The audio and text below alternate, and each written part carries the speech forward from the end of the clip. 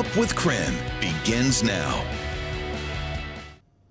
Good morning, everyone. The time now is 6:01. Thanks for joining us here on Up with KREM. I'm Tim Pham. We also want to welcome you in if you're streaming us on KREM 2+. We're starting things off on this Thursday morning by helping you prepare for the day with a look at your weather forecast. Meteorologist Thomas Patrick here now to tell us how the weather will impact our day. Good morning, Thomas. Yeah, good morning, Tim. For this morning, since our temperatures have gotten back below the freezing mark, it's kind of that standard black ice and patchy fog is going to be the biggest impact through the morning hours here. But no active snowfall or rainfall because it was messy. It was wet yesterday, but it sure felt like it snowed all day long for it to just end up as water on the ground by the end of the day. But obviously that water is starting to freeze over. Current temperature is at 30 degrees, so we are 2 degrees below the freezing mark, and it looks like it's thereabouts all across the metro area. 30 and 31 is the most common temperature reading. The Liberty Lake is currently reporting 33. Here's a live look at the traffic impact this morning. This is I-90 and Broadway. Here you could see traffic is moving nice and smoothly at this hour. No major incidents to tell you about right now. Right now in the western part of Spokane County, though, there is still some snow and ice on some of the roadways, so keep that in mind if you are heading further out west. We'll keep you updated on the traffic situation. On Up with KREM, we bring you weather and traffic together every 30 minutes. And new this morning, we do have some school delays to share with you because of some of the still winter-like conditions in some of these areas. This morning, Davenport, Reardon Edwall, and Christian Heritage all on a 2-hour delay this morning. We'll keep you updated on school delays and if there's any closings all morning long here on Up with KREM.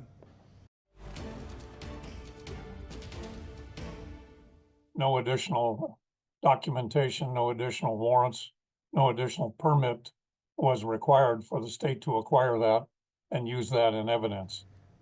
An Ada County judge denied several motions to dismiss evidence before the upcoming trial of the man accused of murdering 4 University of Idaho students in 2022. Brian Kohberger's defense team argued DNA evidence found during the initial investigation violated his Fourth Amendment right, his right to privacy.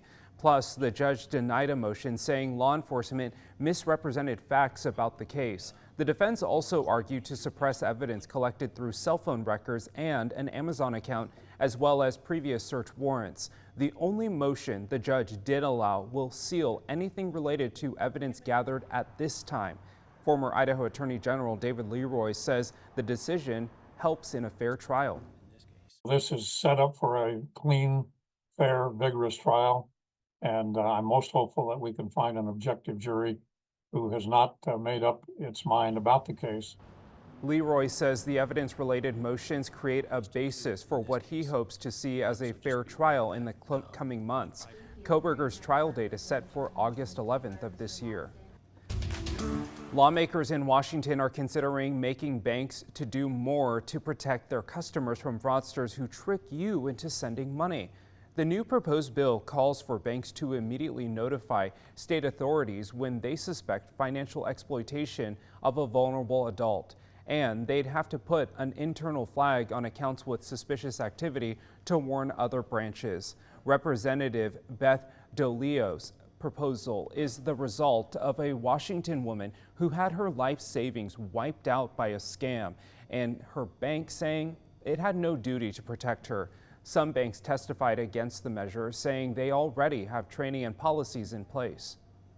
I was blown away to think that you could lose your whole life savings from a fraudulent activity and really have no recourse. We recognize strong consumer protection laws, and we have concerns that the bill adds unnecessary burden and responsibility to the financial institution. The bill is now in the hands of the House Business and Consumer Committee. If the committee wants to keep it alive, they have to vote by tomorrow.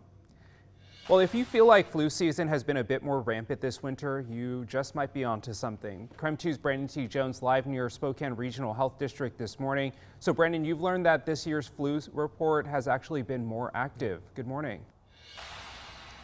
Yeah, good morning, Tim. And that's exactly right. According to the CDC, not only has this season been more active at a local level, but those numbers have been very active across the country, and they're just continuing to rise. I've got a couple tidbits I want to share with you here really quick, because in fact, when we take a look at the state map, Washington has some of the highest numbers for flu reports in the entire United States.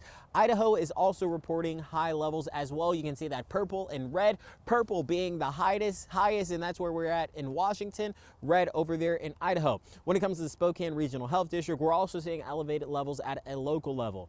In the respiratory dashboard, influenza is well above the threshold for an epidemic here in Spokane.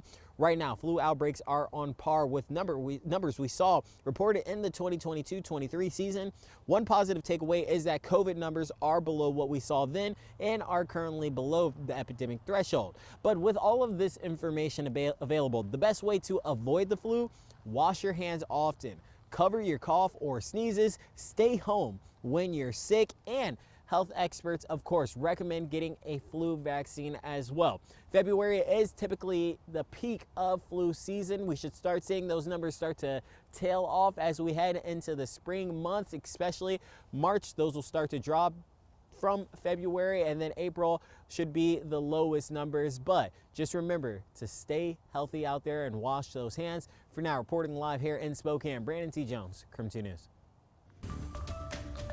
Right now, investigators are analyzing the black boxes from Monday's Toronto plane crash. The Delta Airlines plane heading from Minneapolis carrying 80 people flipped and crashed. All passengers survived the crash, but 21 people were taken to a hospital. Right now, only one remains hospitalized. Investigators have not said what caused the crash, but they are considering the weather and the possibility of human error or an aircraft malfunction. New this morning, Delta Airlines is now offering the passengers on the plane $30,000 each. A Delta spokesperson says, quote, "This gesture has no strings attached and does not affect rights." This comes as another deadly plane crash northwest of Tucson. Reports say two planes collided above one of the regional airport's runways.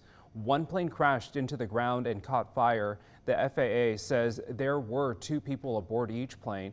The two who died were aboard the same plane, while the other two people were not seriously hurt.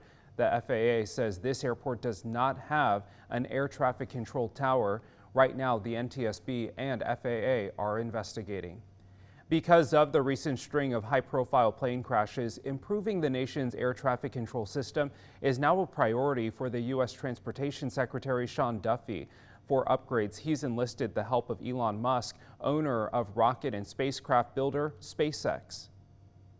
SpaceX has some of the brightest minds working for them.